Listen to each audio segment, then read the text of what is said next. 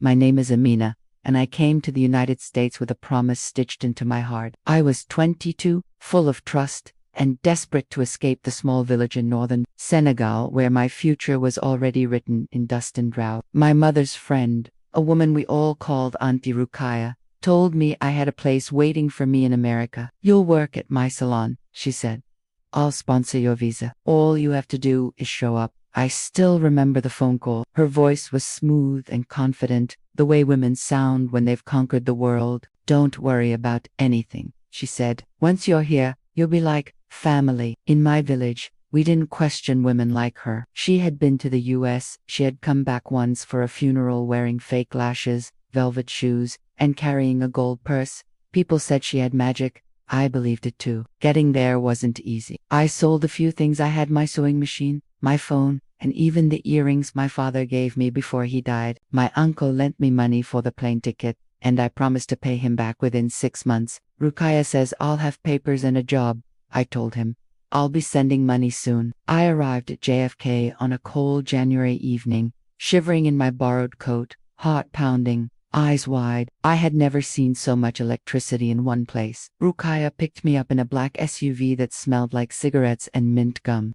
She looked different than I remembered, tired, thinner, but still wrapped in gold chains and red lipstick. "You made it," she said, smiling as if I'd won something. "You're going to love it here." Her house was in a crowded neighborhood in Newark, New Jersey. The windows were covered with plastic, the carpet smelled like old food, and the heat barely worked. Still, I told myself it was temporary.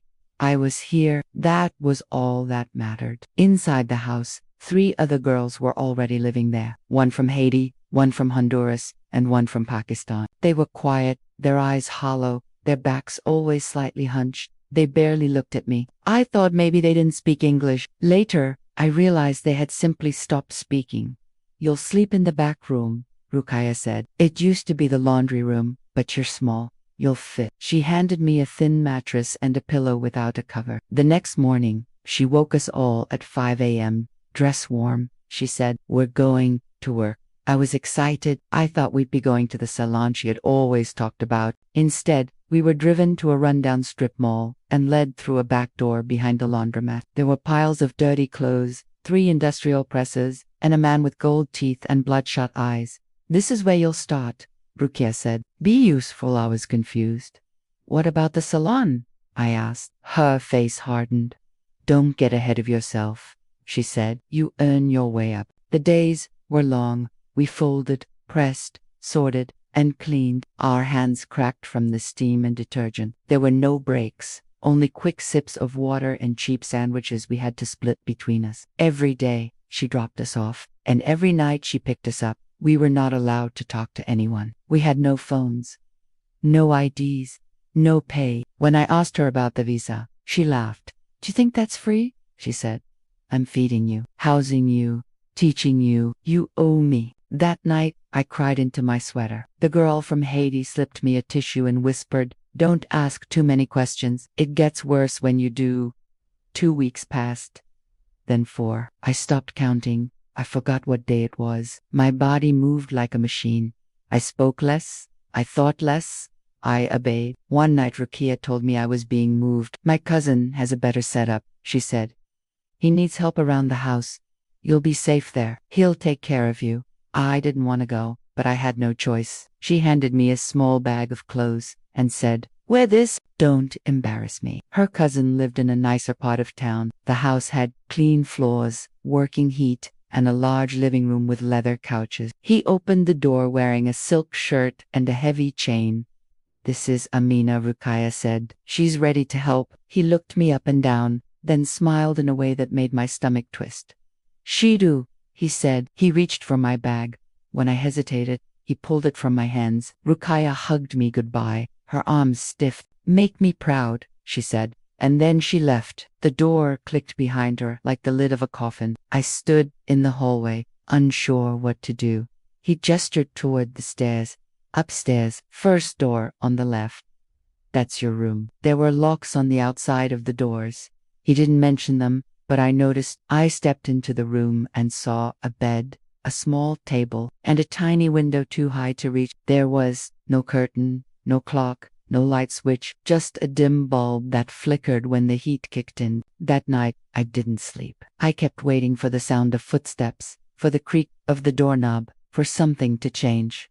But nothing came. Just silence and the horrible, suffocating weight of what I had walked into. The first few days were quiet. He didn't say much, just gave me a list of chores written on a folded paper.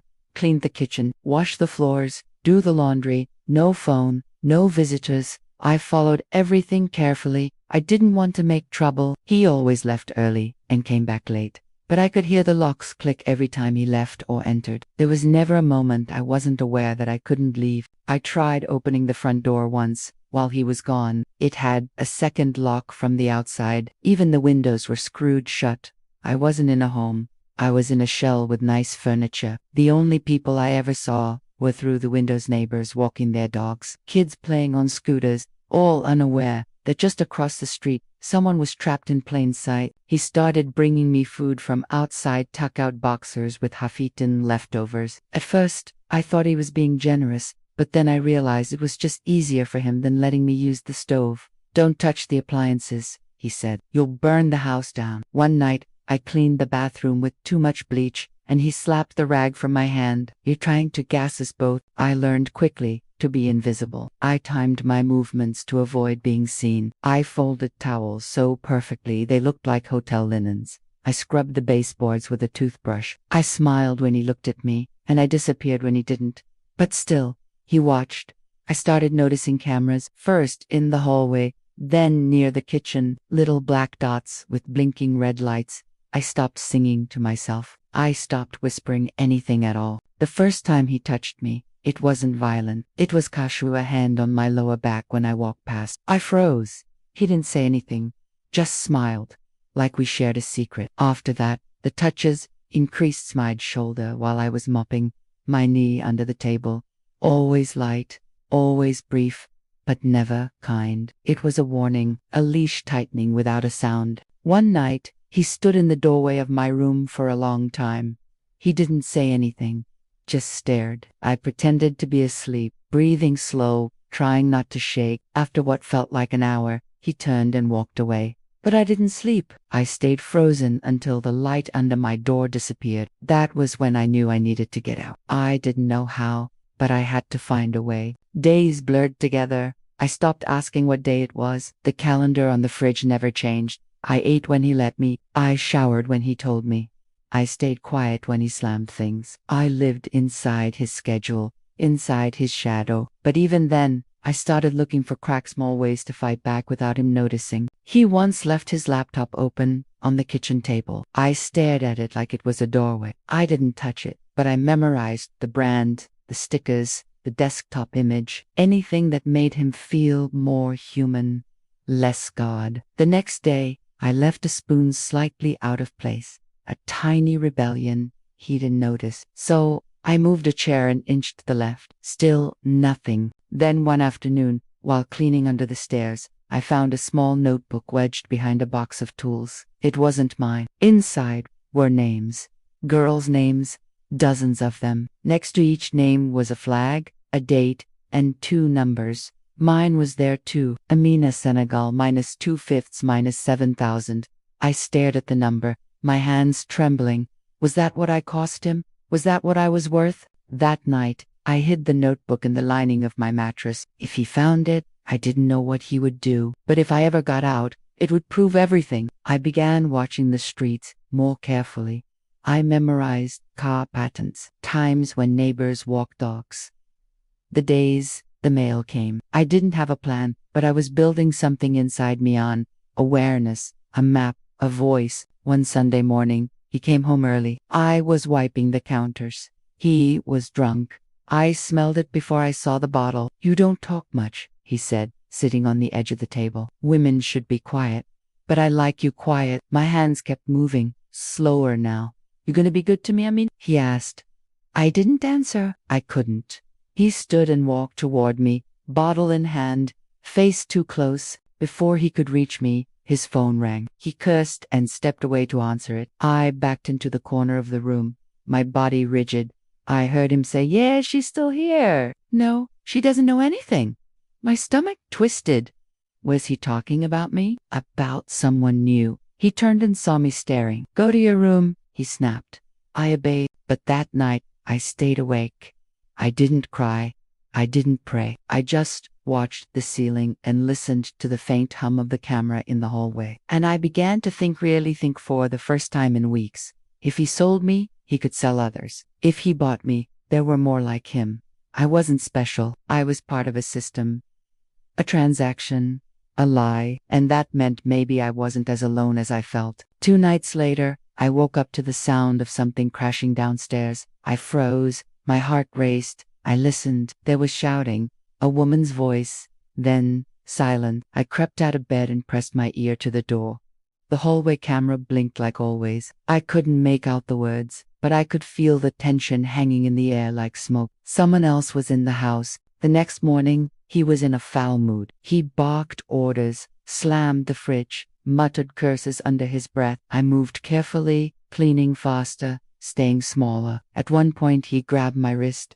Don't touch my things, he hissed. I didn't even know what he meant. That was the moment I knew he was unraveling, and that made him dangerous. But fear wasn't enough to stop me anymore. I began searching for anything I could use. During laundry, I found his Wi-Fi password scribbled on a post-it inside a drawer. I memorized it. When he showered, I tested the signal from my room. Just 1 bar, but enough. I had hidden the notebook inside an old cereal box under my bed. My hands trembled as I opened it again. I stared at the names. So many girls. So many flags, so many numbers. I needed to send it to someone, anyone. I remembered my cousin in Montreal, Mauna. We hadn't spoken in a year, but I remembered her email. I waited until he left for work. Then I powered on his old tablet he kept in the living room. It was password protected, but I guessed it. His birthday. It worked. I took photos of the notebook pages. One by one, hands shaking, mind racing. I sent them all to Mauna with a message. I'm not safe. Please help me. Don't reply. Just wait for me to send more. I deleted the history, cleared the cache, hid the tablet exactly how I found it. Then I went back to cleaning like nothing had happened. But inside, I had lit a fire. The next day, everything changed. He came home early. Too early. His shirt was wrinkled. His eyes wild. Someone's asking questions, he growled. What did you do? I shook my head. Nothing. He grabbed my arm. Don't lie to me. He pulled me toward the door. You want to be smart? Fine.